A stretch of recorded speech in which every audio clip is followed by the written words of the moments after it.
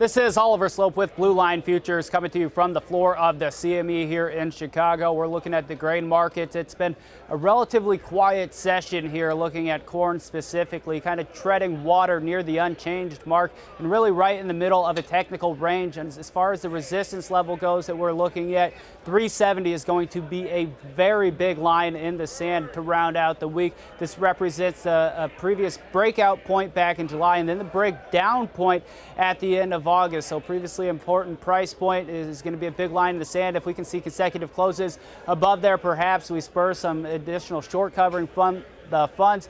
But until then, the bears remain in control, and the path of least resistance has been lower. So I wouldn't be surprised to see the market maybe break down a little bit more and retest those contract lows and that psychologically significant 350 level before it's all said and done. Now, on a longer term basis, I do believe that corn has a pretty good fundamental picture, but I think it's going to face headwinds from a lot of bearish news in the soybeans and wheat market. So looking at soybeans, we failed to get out above significant resistance, 850 to 853.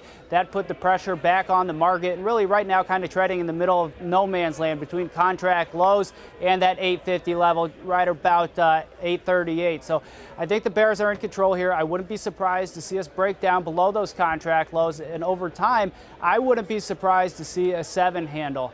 Now, moving over to wheat, wheat's been one of the markets that we've been the most bearish on over the last month, and we're starting to see that play out. There's been a lack of bullish headlines and really bearish headlines fulfilling the bearish side here. So we're starting to see a technical breakdown, encourage some long liquidation from the funds. And I wouldn't be surprised to see the market test that psychologically significant $5 level, but ultimately the target $4.90. So that's what we're looking at. That's what you should be looking at too. This has been Oliver Slope with Blue Line Futures from the floor of the CME.